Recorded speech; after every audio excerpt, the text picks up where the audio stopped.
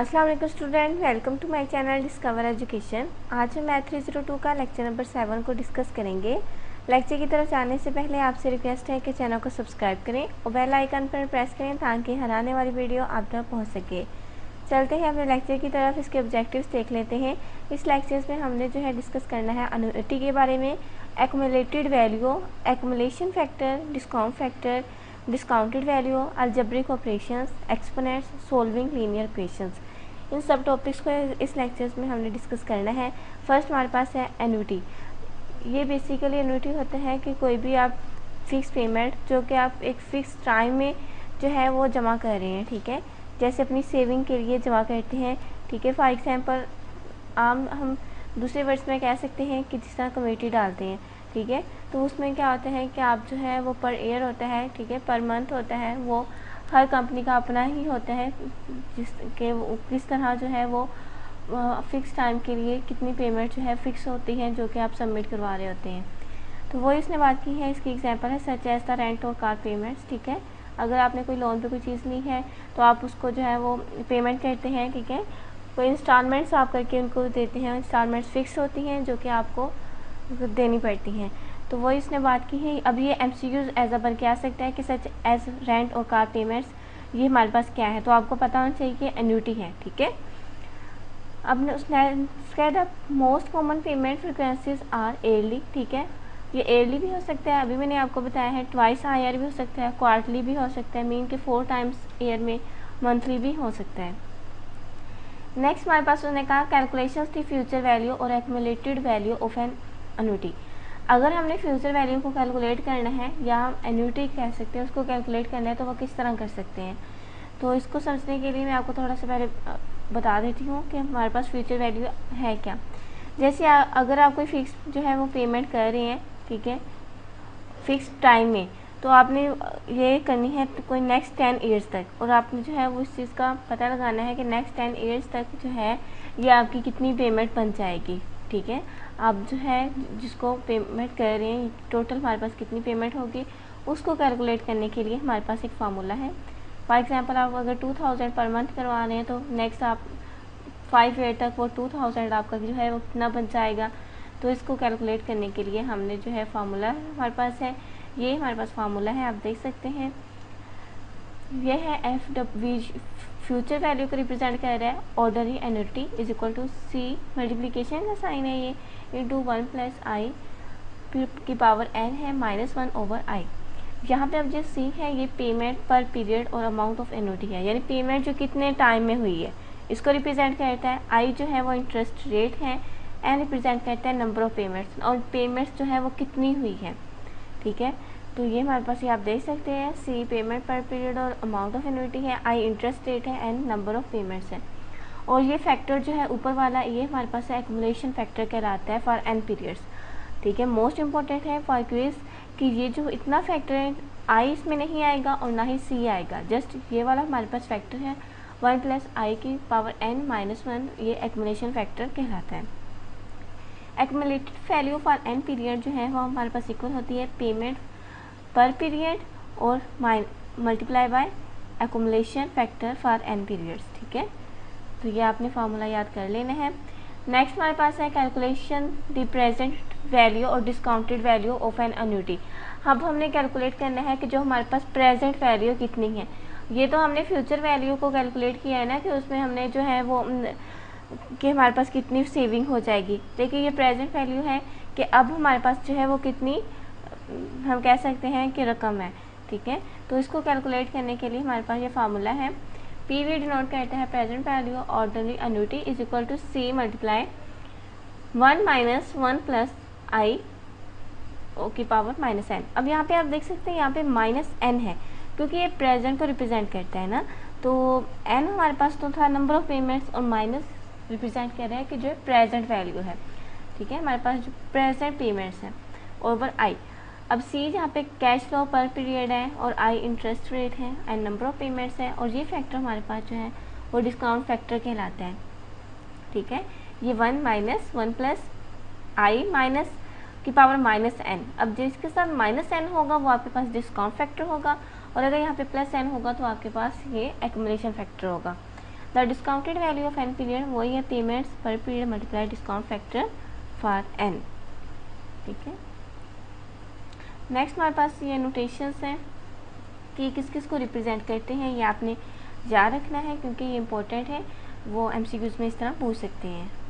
Next हमारे पास है एक्यूमुलेटेड वैल्यू। एक्यूमुलेटेड वैल्यू हमारे पास क्या होती है, जो आपने टोटल एन्युटी पेमेंट की है वो और जो उस पर इंटरेस्ट लगा है, ठीक है, इंटरेस्ट रेट लगा है, तो उसकी वैल्यू हमने फाइंड आउट करने के लिए हमारे पास ये फार्मूला है। ठीक है, s is equal to r into 1 plus i की पावर n माइनस 1। ठीक है, और ओवर आई। ठीक है, accumulation factor for n payments, तो ये वाला जो है वो हमारे पास एक्यूमुलेशन फैक्टर होगा। ठीक है, आपने अपने माइंड में रखना है। एक्यूमुलेटेड वैल्यू इक्वल होती है पेमेंट पर period multiply accumulation factor for n periods, क्योंकि n जो है वो नंबर ऑफ पेमेंट्स को रिप्रेजेंट करता है। तो ये हमारे पास थी एक्यूमुलेटेड वैल्यू। और नेक्स्ट देखते हैं, हमारे पास इससे रिलेटेड एग्जांपल दी गई है। ये जस्ट आपने जो है फार्मूला पुट करना है और एग्जांपल सॉल्व करनी है। ये वाली जो है ना पेपर के पॉइंट ऑफ व्यू से इंपॉर्टेंट नहीं है, तो मेरा ख्याल है आप ये नहीं करें, क्योंकि जो चीज़ें इंपॉर्टेंट हैं मैं आपको जो है वो साथ साथ बताती जा रही हूँ। नेक्स्ट हमारे पास है discount factor and discounted value. Discounted value कौन सी होती है, जो हमारे पास प्रेजेंट, अभी हमने देखा था कि जो अगर प्रेजेंट पेमेंट हमने फाइंड आउट करनी थी जो की है, तो वो हमारे पास था discount rate, sorry discount value. ठीक है, और जो उस आई था इंटरेस्ट रेट, वो हमारे पास है डिस्काउंट फैक्टर रेट। ठीक है, when future value is converted into present the rate at which the calculations are made the discount factor rate. उसमें हमारे पास जो आई था ना इंटरेस्ट रेट, उसको हम डिस्काउंट फैक्टर रेट कहेंगे। ठीक है, और नेक्स्ट हमारे पास है the present worth of future payment is called the discounted value. Next हमारे पास एग्जाम्पल नंबर 1 है, इसमें हमने accumulation factors for n payments find out करना है। रेट ऑफ इंटरेस्ट हमें दिया गया है 4.25%, नंबर ऑफ एन पीरियड्स 18 है, अमाउंट ऑफ एन्युटी है हमारे पास 10,000। अब एक्यूमुलेशन फैक्टर का हमने अभी फार्मूला स्टडी किया था 1 प्लस, और ये हमारे पास जो है वो रेट ऑफ इंटरेस्ट है। ठीक है, आई है, इसको बेसिकली उन्होंने फैक्टर में जो है इनकी कन्वर्ट किया है। ठीक है, 4.25 को अगर हमने फ्रैक्शन में कन्वर्ट करना हो 100 से डिवाइड करेंगे तो हमारे पास ये आ जाएगा। उसके बाद जो है इसको इसकी पावर में 18 यानी n माइनस 1 था, तो हमारे पास n 18 है, माइनस 1 आ जाएगा, और डिवाइड में हमारे पास i था जो कि यही इसको हमने फ्रैक्शंस में कन्वर्ट करके लिखा है, तो हमारे पास 26.24 आ जाएगा। अब एक्यूमुलेटेड वैल्यू थी तो हमने जो है वो 10,000 जो कि हमारे पास अमाउंट ऑफ एन्युटी है, इसको मल्टीप्लाई करना है जो कि हमारे पास एक्यूमुलेशन फैक्टर आए उसके साथ, तो इसके आ जाएगा, ये इसका आ जाएगा final result. Next example number 2 है, ये भी इसी तरह आपने फार्मूला लगाना है जैसे मैंने ये एक्सप्लेन कर दिया है, सेम एज आपने फार्मूला पुट करके उसकी वैल्यूज़ निकाल लेनी है, और डिस्काउंटेड वैल्यू भी आपने ऐसी निकालनी है। 10,000 आपको ये अमाउंट ऑफ एन्युटी दी गई है, और डिस्काउंटेड फैक्टर जो आपके पास आ जाएगा तो आपने इसमें मल्टीप्लाई कर देना है लास्ट में। ठीक है, नेक्स्ट हमारे पास एग्जाम्पल नंबर 3 भी सेम यही प्रोसीजर है। ठीक है, नेक्स्ट हम देखते हैं अलजेब्रिक ऑपरेशंस। अलजेब्रिक ऑपरेशंस हमारे पास क्या होते हैं, algebraic expressions indicate the mathematical operations to be carried out in a combination. Numbers में होते हैं या वेरिएबल्स में। यहाँ पे आप देख सकते हैं अगर नंबर्स होते हैं 1 2 3 4, ठीक है, वेरिएबल्स होते हैं x y z a b c, ये हमारे पास वेरिएबल्स कंसीडर किए जाते हैं। अब ये हमारे पास इक्वेशंस दी गई हैं। ठीक है, अब इनको देखते हैं ज़रा। In algebra expressions there are the 4 types of terms. ठीक है, 4 टाइप्स की टर्म्स होती हैं। मोनिमल, जिसमें हमारे पास इसका मतलब है कि इसमें एक ही वेरिएबल हो, बायनोमियल जिसमें 2 वेरिएबल्स हों, ट्राइनोमियल इसमें 3 होंगे, और पोलिनोमियल में नंबर ऑफ वेरिएबल्स होंगे। ठीक है, अब इसकी एग्जांपल्स देखते हैं। यहाँ पे मल्टीप्लिकेशन का साइन जो है वो अलजेब्रा में इस तरह होता है। ठीक है, ये जो इसको हम जो है स्टेरिक भी कहते हैं। ये हमारे पास डिवीजन का साइन होता है, तो ये हमने पीछे जो है एक्सेल पे वर्क किया था और मैंने यही साइन यूज़ किए थे। ठीक है, नेक्स्ट हमारे पास है they are the 2 steps for the division of by an monomial. ठीक है, identify the factors in the nominator and denominator. अगर हमने डिवीजन करनी हो ना तो हमारे पास जो है हमने पहले आइडेंटिफाई करना है कि हमारे पास नोमिनेटर या डिनोमिनेटर में कौन सा फैक्टर है। Cancel the factors in the nominator and denominator.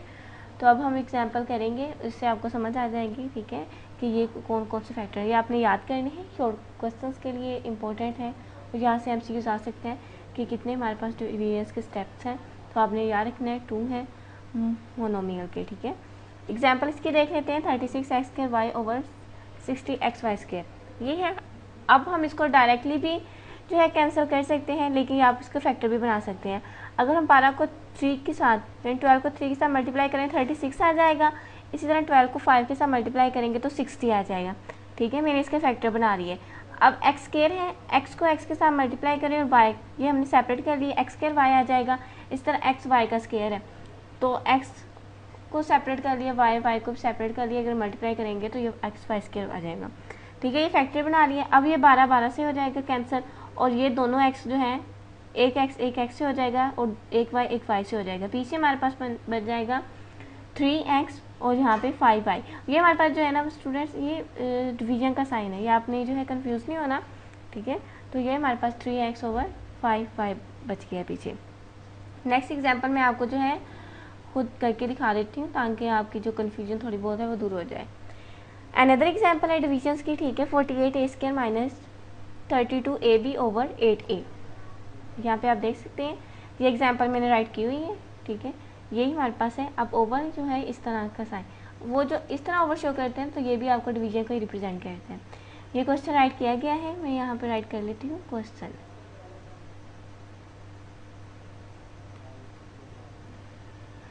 अब 48a² है, इसको हमने सेपरेट डिवाइड करना है 8a के साथ, और माइनस 32ab है, इसको हम सेपरेट डिवाइड कर लेंगे 8a के साथ। ये बहुत ज़्यादा सिंपल मेथड है जो है, हम थोड़ा सा डायरेक्ट इसमें कर सकते हैं। a का स्क्वायर था, एक a से कैंसिल 8, और 8 का हम जो है वो टेबल पढ़ लेते हैं 8 6 are 48। ठीक है, इसी तरह a इससे कैंसिल हो जाएगा, 8 4 are 32। तो अब हमारे पास ये क्या बच गए 6a, क्योंकि एक a से कैंसिल हो जाएगा और बाकी एक बच जाएगा, माइनस 4b ये वाला सिंपल सा अब हमारे पास आंसर आ गया। ये स्टूडेंट्स आप लोअर क्लास से करते आए हैं, लेकिन फिर भी मैंने आपको एक्सप्लेनेशन से अगेन समझा दिया। कोई कन्फ्यूजन हो तो आप जो है दोबारा कमेंट बॉक्स में मुझसे पूछ सकते हैं। अब आप देख सकते हैं 6a माइनस 4b, आपके पास ये आंसर आ गया। पेपर में भी आपने ऐसे ही सॉल्व करना है, और अगर किसी को मैथ टाइप में कंप्यूटर में जो है वो नहीं यूज़ करना आ रहा तो मेरी उसकी वीडियो मौजूद हैं, आप वो देख सकते हैं कि हम मैथ टाइप पर किस तरह राइट करते हैं, और अपनी प्रैक्टिस भी आप साथ साथ करें ताकि आपकी जो है पेपर में आपको मुश्किल ना हो। नेक्स्ट हमारे पास है, अभी जो है माइनस x को हमने इन टर्म के साथ जो है मल्टीप्लाई करना है, तो किस तरह करेंगे 2x का क्यूब बन जाएगा माइनस 2x का क्यूब, ये माइनस इस माइनस के साथ मल्टीप्लाई होगा तो प्लस आ जाएगा 3x², और इस तरह माइनस माइनस प्लस होगा तो x आ जाएगा। तो यहाँ पे आप देख सकते हैं। ठीक है, इस तरह हमने इसको माइनस करना है। तो आपने ये जो उसने कहा है please note the product of 2 negative is positive. ठीक है, ये आपको रूल आता ही होगा कि हमारे पास अगर 2 नेगेटिव होंगे, नेगेटिव आपस में मल्टीप्लाई होंगे तो पॉजिटिव बन जाएगा। प्लस माइनस हमारे पास माइनस होता है, इसी तरह माइनस प्लस हमारे पास जो है वो भी माइनस होता है, और प्लस प्लस भी प्लस होता है। तो इस तरह अगर मल्टीप्लिकेशंस में हमने साइन को भी मल्टीप्लाई करना होता है आ जाए तो आपने जो है इनके जो सिंबल्स होते हैं इनको भी मल्टीप्लाई करना है। ठीक है, नेक्स्ट हमारे पास एग्जांपल ये और दी गई है, या आप जो है खुद कीजिएगा इसकी प्रैक्टिस। ठीक है, जो जिस तरह मैंने पहले समझाया वही है। नेक्स्ट हमारे पास आ जाता है लीनियर इक्वेशन। लीनियर इक्वेशन क्या होती है ये अभी हम देख लेते हैं। लीनियर इक्वेशंस में आपको एक बार दिखा देती हूँ। ये स्टूडेंट्स ये जो आपको दी गई है ये हमारे पास लीनियर इक्वेशन है। ठीक है, x माइनस 34.1.25 प्लस 0.025x, ये हमारे पास जो है वो एक लीनियर इक्वेशन है। वैसे मैं सिंपल वर्ड्स में आपको बता देती हूँ। अगर हमारे पास x plus y is equal to 1, ठीक है, कोई भी वेरिएबल्स हो, ठीक है, या हमारे पास कांस्टेंट साथ में आ जाए तो वो हमारे पास लीनियर इक्वेशन होगी। ठीक है, तो ये भी हमारे पास एक लीनियर इक्वेशन है। तो इस तरह वो कोई भी आपको एग्जांपल देकर पूछ सकते हैं कि लीनियर इक्वेशंस इसमें कौन सी हैं, तो आपको उसमें आइडेंटिफाई करना होगा। ठीक है, तो अगर आपको इस चीज़ की समझ होगी तो आप जो है कर सकेंगे इजीली। अब इस लीनियर इक्वेशन को सॉल्व किस तरह किया हुआ है, एक्स को उसने साइड पे कर लिया है और ये वैल्यू जो है वो इक्वल में आ गई है, एक्स माइनस में आ गया। अब एक्स हमारे पास जो है वो साइड पे है, अब हमने इन वैल्यूज़ को मल्टीप्लाई सिंपली कर देना है। X is equal to 34.1.25 over 0.97 divide करने से आपके पास ये 350 आंसर आ जाएगा।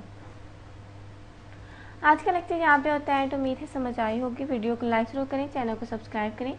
स्टूडेंट्स, डिस्क्रिप्शन में व्हाट्सएप ग्रुप का लिंक मौजूद है, आप उसे ज्वाइन कर लें, इससे आपको बहुत सारा फ़ायदा होगा। मिलते हैं नेक्स्ट लेक्चर नंबर 8 में, तब तक मुझे दीजिए इजाज़त। अल्लाह हाफिज़।